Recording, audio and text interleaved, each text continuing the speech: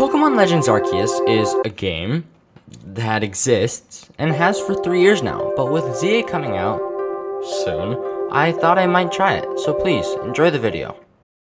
The following events in this video game actually happened in real life. This game is based on a true story. Think I'm wrong? That's what the government wants you to think. Pokemon used to roam the earth but were hunted to extinction by Napoleon Bonaparte and his army sometime around 1810. Despite the government's efforts, they couldn't stop Nintendo from releasing Pokemon Legends Arceus, the only surviving evidence that Pokemon ever existed.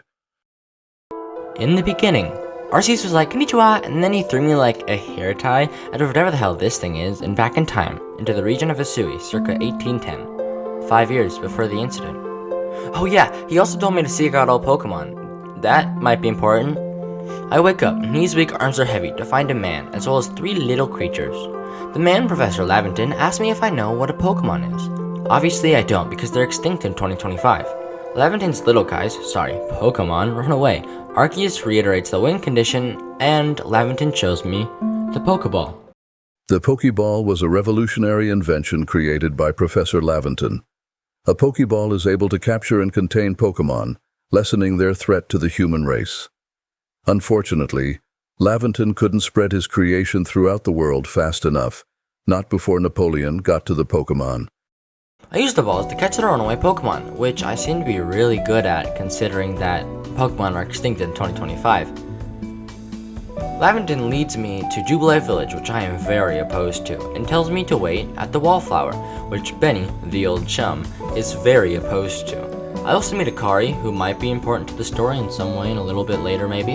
I learn about some trial I need to pass, mash the dialogue, and go to sleep.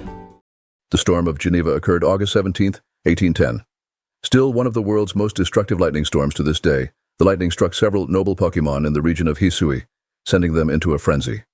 It is rumored that an unknown being sent the storm to convince humans, Napoleon, that Pokemon are dangerous. Then the next morning, similar to the lightning the night before, something strikes me. If Pokemon were real, obviously something happened to them between now and the year 2025. And with the help of Arceus, maybe I could rewrite the story and save the Pokemon. Maybe that's the reason I was brought back in time. The next day, we walk into headquarters on somebody giving birth. Oh, wait, never mind, they're okay. On a more serious note, Silene said something. I was half asleep, but I totally woke up when Laventon gave me the choice of a starter Pokemon out of the 3 I'd caught before. I picked Oshawott. I knew that I was going to become great friends with my Oshawott, legally named Pickle, and that he would stay by my side. We would slay gods together. Upon leaving the village to attempt my trial, I meet a very nice, very kind man with great intentions, no bad intentions whatsoever, named Volo. Once murdering his Togepi, I really hope he wasn't doing a Nuzlocke, he very graciously gives me potions to use during my trial, which I passed like a beast. Meet Doof, George, and Bailey. Anyway, after completing the trial, Silene gives me a uniform. Spoiler alert, I wear it for like 25 seconds. But I have to look proper in front of my commander, who my first impression with isn't great, given the fact that he almost killed me. Which apparently means he accepted me. I'll take it. Moving on, Akari teaches me how to craft. In-game, of course. In real life, this was a snooze fest. On the bright side, I get some better clothes, and a Pokedex. When trying to leave the village to learn about something I don't actually remember nor care about, I was stopped by a man named Beauregard.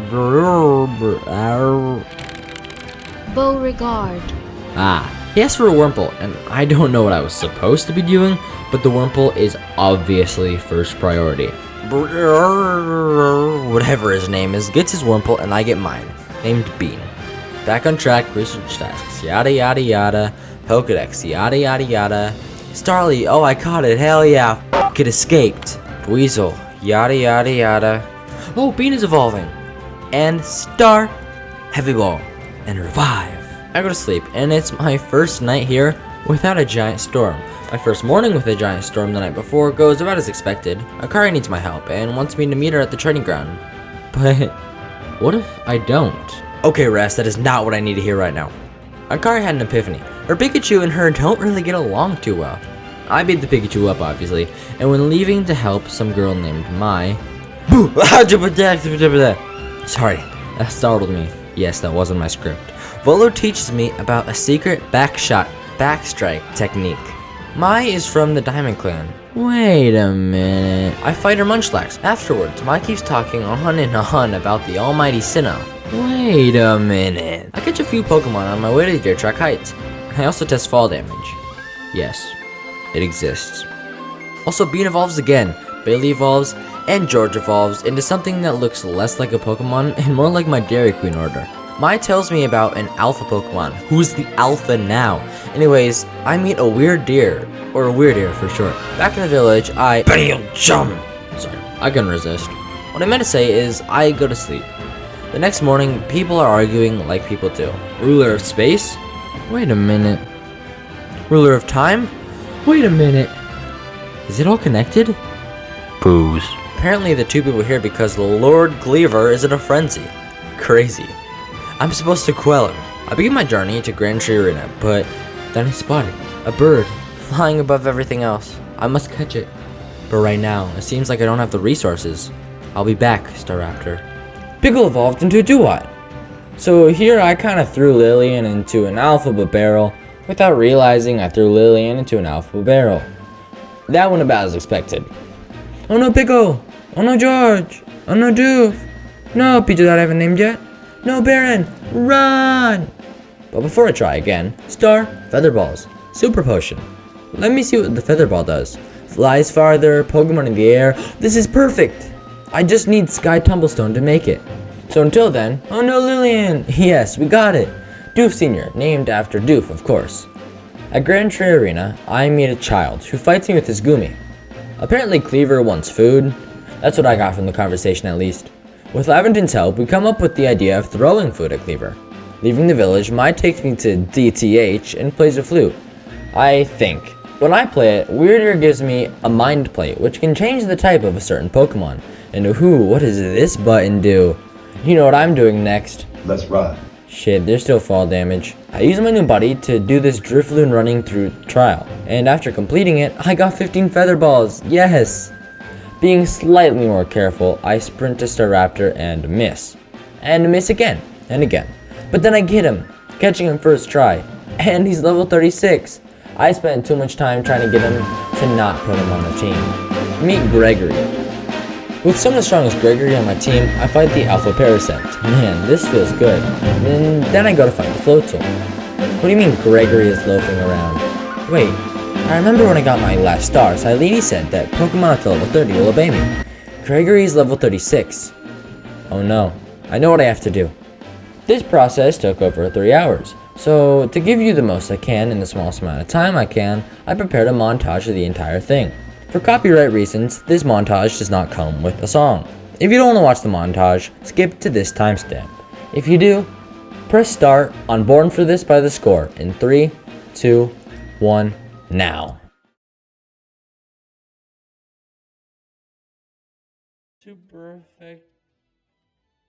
We'll do aerial ace, yeah. What are you? Right.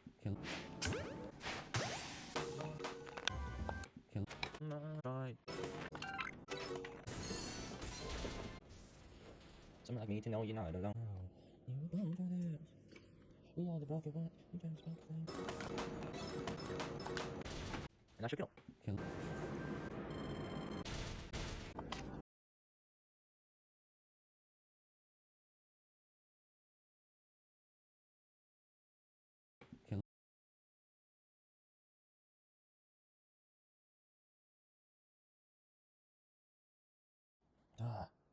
Come on, get. No. Yes, what?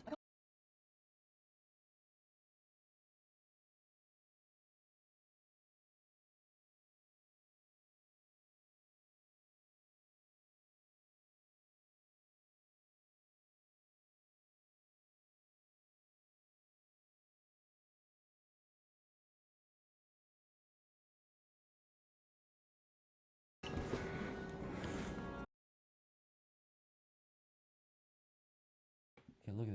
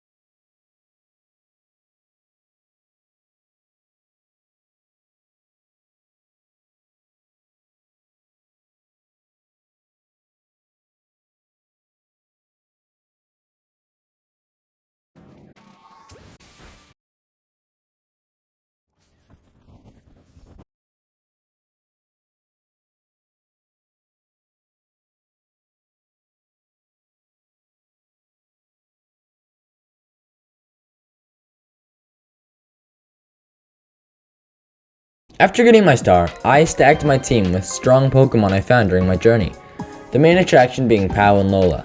Feeling great about my accomplishment, I head back out into the field lands and... wait, I still need to fight Cleaver. At Greninja Arena, Arita wants me to make sure I can be trusted, so she fights me with her Glaceon.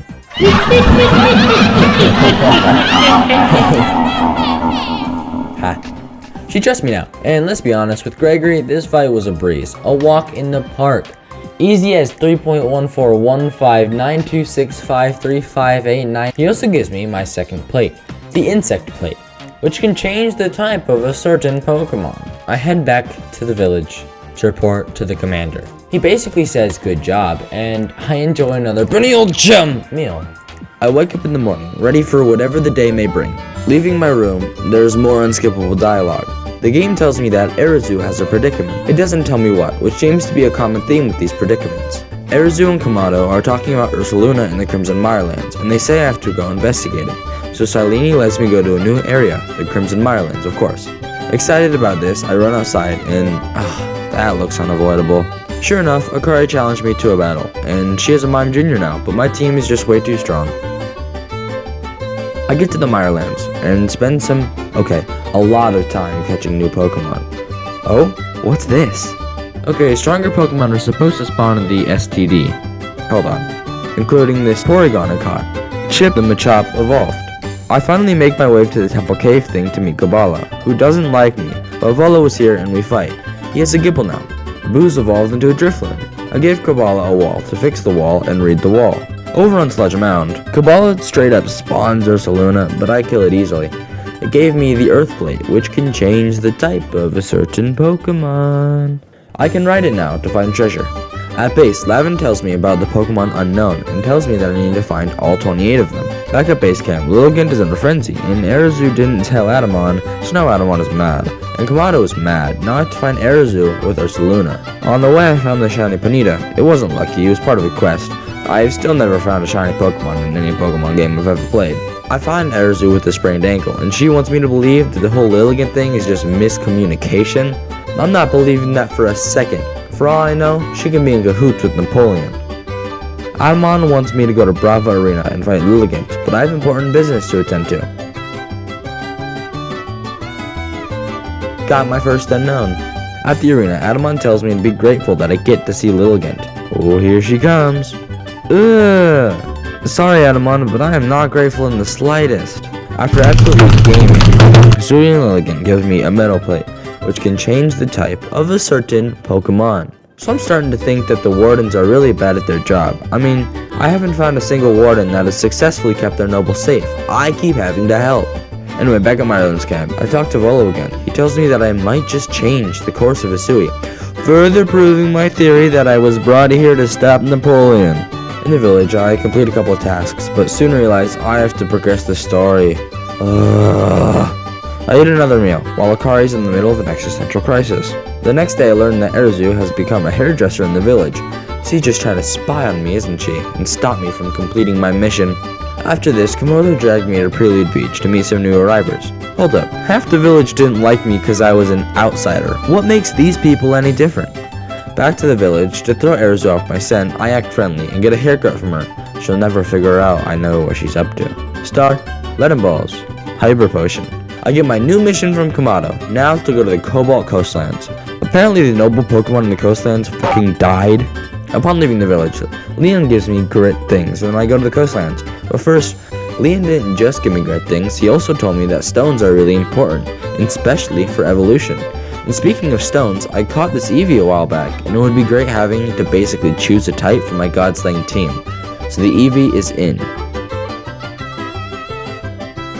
Now I go to the Coastlands, and Arita's already here with her underlevel Glaceon, and also just a random Eevee. Once I win, Arita lets me free to explore the area, but that's when I see him. If you haven't gathered it already, Spheel's my favorite Pokemon of all time. I mean, just look at him. And in the words of Karen from Gold and Silver, you should always win with your favorite Pokemon. So you know who's making it on the team. Pickle evolved into a Samurott. After doing a bit of exploring, I finally made my way to Polina and her two Growlithe. She tells me that the little Growlithe's father died in the ocean. I can't watch John Wick without the dog dying, I can't read the Odyssey without the dog dying, and I can't even play Pokémon Legends Arceus without the dog dying. It is also brought to my attention that I need a fish, and my main man, Iscan, is the only one that can make that happen. Unfortunately, I need a Dusclops, because it knows the move Dark Pulse. But apparently the Dusk Noir in my party, who knows Dark Pulse, won't do. And since I can't devolve, I'm gonna need another Dusclops. Once we craft the fish's favorite food, we call Basket Legion, who gives me a splash plate that can change the type of a certain Pokemon. And I can now swim across the ocean. What are these idiots up to? Oh, goodbye. Wait, they took Growlithe. We have to get them back. We catch up to the Piss Fortune sisters. And Clover throws out her Abomasnow next to an active volcano currently producing lava. Yeah, that was a good idea. Okay, Toxicroak makes more sense, but he also didn't last long. Charm uses her Rhydon, and then her Gengar. And then little Growlithe evolves. Yeah, he was an Arcanine for 30 seconds before being struck by lightning, so obviously I had to fight him. Arcanine gives me the Flame Plate, which can change the type of a certain Pokemon. I wonder who. And oh no, my finger is slipping. Whoops, I didn't catch what she said. My mission is done, so I report to Kamado and eat. In the morning, wait, who do you think is going to talk to me this morning? I think it will be Adamon. How was I supposed to guess this guy? I don't even know his name. Oh, there's Adamon. Here comes Melly. I need to quell Electrode now, and Adamon wants to fight me. I don't really wanna. Oh, rest, not again. Well, at least the Leafeon didn't last long. Irida wants me to meet her at the training grounds to meet the Warden Ingo, who also came back in time to this place, but was found by the Plural Clan instead of the Galaxy team. Now, I can go to the Coordinate Highlands, but now that I can swim, I would like to explore the areas in the Fieldlands and Mirelands where I couldn't go before. Here I found Gumi, and look at him, he's just a little guy. Let's add him to the team for now. I can go to the Coordinate Highlands now, where I meet up with Ingo and Melly. We go into the cave, and then go out of the cave. I make my way up the mountain into the arena, where Melly is waiting. I beat her Skunk Tank, and go into the quarry, and then out of the quarry. I beat Ingo's Pokemon, and then I see Sneasler, the Climber, who gives me the Toxic Plate, which can change the type of a Certainpokemon. I climb up the mountain into the arena, where I fight a stronger Skunk Tank, a Zubat, and Skorupi. Other than Akari, Ingo's been the only person so far to fight me in a fair way. I end up winning, and Adamon gives me some balls to fight the Frenzied Electrode. Absolute Giga Chad Gaming. He gives me the Zap Plate, which you probably know what it can do. My mission is done. Again, it was actually quite quick. I go back to HQ, eat some food, talk to the peoples. This is getting very repetitive. The next morning, Arita and Adamon want me to meet with the commander, and I'm asked to quell the big guy Avalugg in the Alabaster Icelands. When I try to leave, I fight Akari, who now is a Staravia, copycat. I meet a half-frozen man named Garrick, who questions me like this is a therapy session. And of course, I answer like it's a therapy session. I don't know. He then says he doesn't think I'm fit because I'm a kid, which happens far more often than I'd like. And then we battle. It's a 2v1, because at this point, what else would it be? Once the battle is over, we're found by the 6-year-old Warden Sabi, which stands for Super Energetic Kid in the Icelands. Yeah, she wants me to play hide and seek with her. I don't really have a choice. I'm sad to report that unfortunately, our beloved Gregory has been hit by a truck. Once I reach Sabi, she runs away again, so I go get her again at the temple, where I have to solve a puzzle. After completing it, I find Sabi and fight her. Okay, apparently everybody has beef with a fair fight nowadays. I end up beating her, but then I'm told to fight Bravery himself, and I win with one simple click of thunder. I sneeze into my flute, and Bravery gives me a Sky Plate, which can change the type of a certain Pokemon. I really am starting to wonder who. On Avalugg's Legacy, I get a Eternal Ice, which I can use to fight Avalugg, who is an absolute beast. Garrick wasn't lying. First try. We did it, and Avalugg gives me the Ice Plate, and, say it with me, can change the type of a certain Pokemon. Garrick is sad that Avalugg was quelled by a child. What does this guy have against children? Adamon says the rift should close now that all the nobles are quelled. I can't believe it. I did it. I was cast into this world from who knows where, and I rose up and fought through the hard times. My goal to seek out all Pokemon has never felt more achievable. I report to Kamado, and he seems pleased, also sure that overnight the world will return to normal. I ate another meal with my friends, and knowing what will happen tomorrow, it was my best one yet. But Akari makes a good point. If the rift closes, I might be stranded here. But me being stranded, there's no way. She's just being pessimistic. That night, I get a great night's sleep, knowing that in the morning, the rift will finally close. The people will love me. I might even get my own statue in the village. And my friends and the villagers will all help me find a way home. What the hell was that noise? Why the hell is the sky red? And why is the rift bigger? Oh, no. This wasn't supposed to happen. What will Kamado think? We think it's my fault? What do you mean I caused the sky to turn red? Who am I? I'm just a kid who fell from the sky. I don't even know who I am. What do you mean banished? No. This is the exact opposite. What if that would happen? The rift got bigger, the people hate me, I'm being banished, and now no one will help me get home. My only hope is to rely on the friends I made along the way. Even then, what are they gonna do? If they're seen with me, they'll just make everything worse. It's worth the shot though. I need to find Leon. He can't help me. Baby Mai? No luck. What am I gonna do? Oh, hey Volo, it's great to see you. He leads me to a secret hideout, somewhere I can sleep, craft, and store my items. The hideout is where Cookie lives. She tells me exactly what I need to do to calm the storm. I have to seek out 3 Pokemon of the lake, scattered across Arceus, and after completing their trials, I'll receive a red chain. A chain that can bind the world together. So what are we waiting for? Let's get going. Upon leaving the cottage, I get a letter from Silene saying that I can use Abra to access the pastures. This is great. Unfortunately, I then find out that after I was banished, only a handful of Pokemon, my closest friends, my buddies, chose to stick by my side. Irina and Adamon are waiting outside the cottage. It's not safe for both of them to help me, so I must choose one. And unfortunately for Irina, I just played through Pokemon Pearl, so I've already got my experience with Palkia.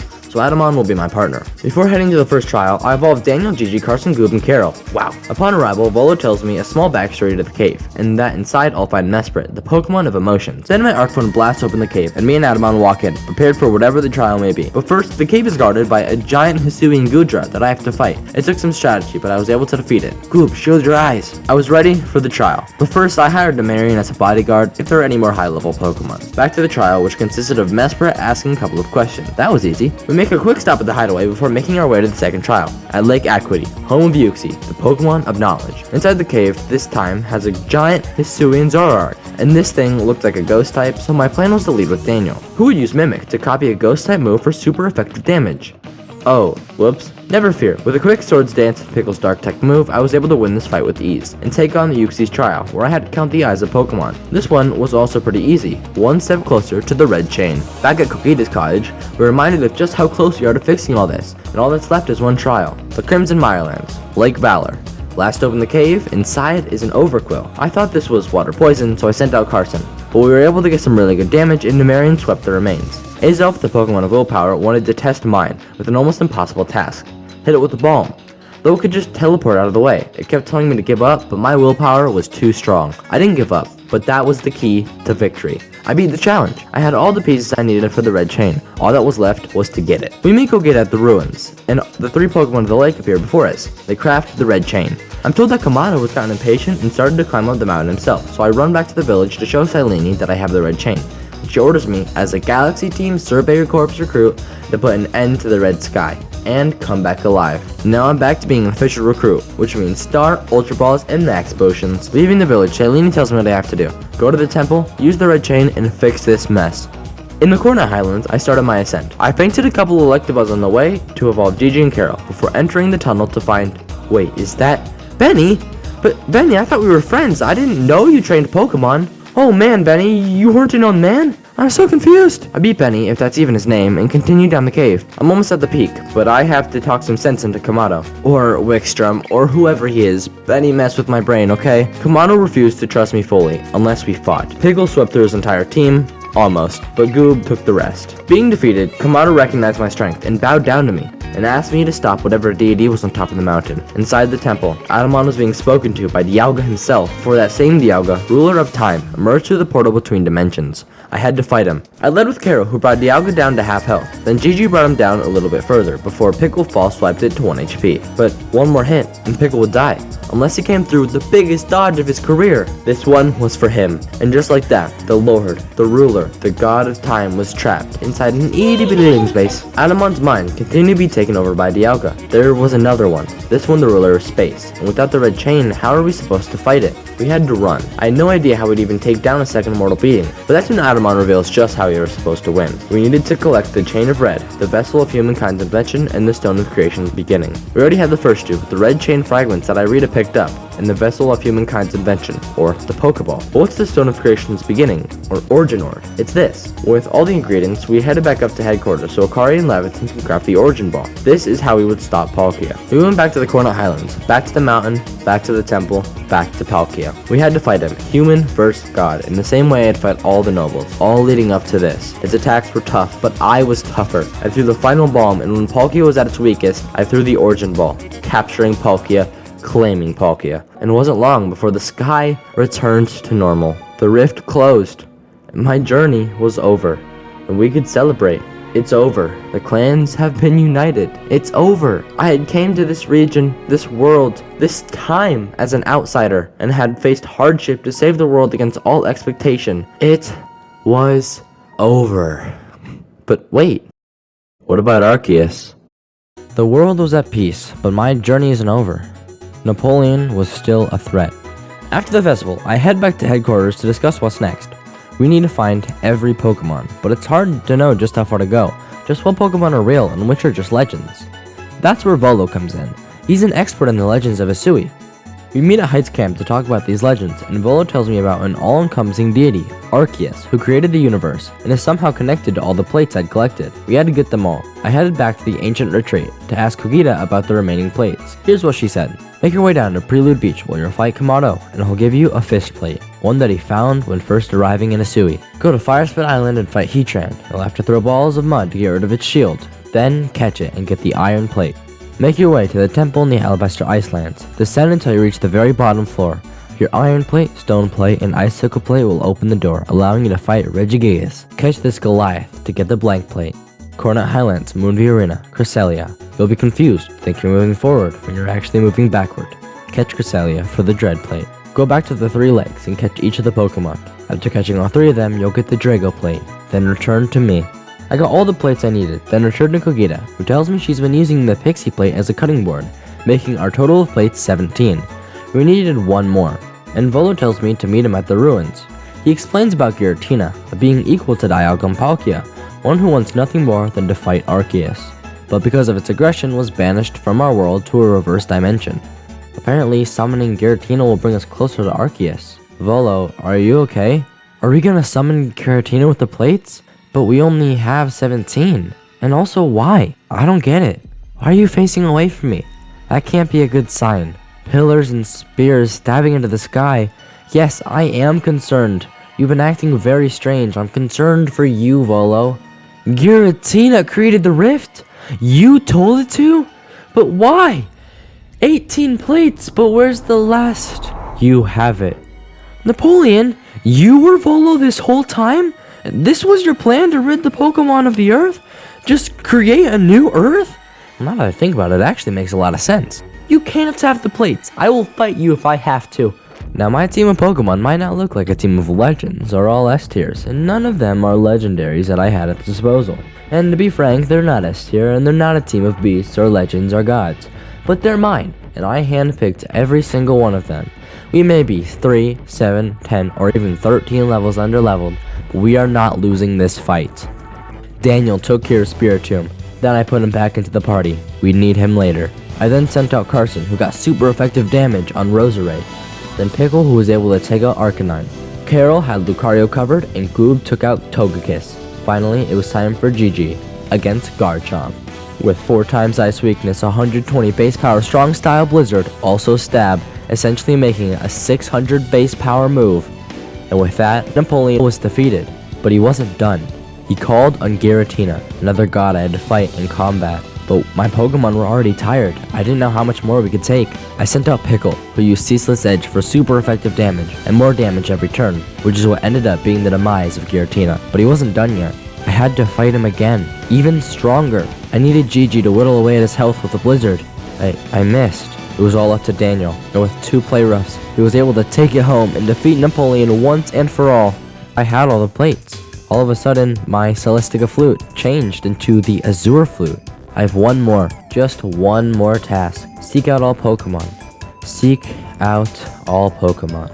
It didn't really seem that great of a task until it was right in front of my face. This is going to be the greatest challenge I've faced in my journey. Where do I even start? From the top of the list. Abomasnow, Abra, Apom, This is going to take so long. 30 hours later, I'd caught all the Pokémon. Now I've caught everything there is to catch, except for one, Arceus. I play my Azure Flute at the top of the temple and summon the Stairway to Heaven. At the top, I find Arceus. Finally, after all my journey, one last fight, one last challenge, and after the last bomb was thrown, Arceus realized my strength and I was able to harness the power of God to collect berries from trees.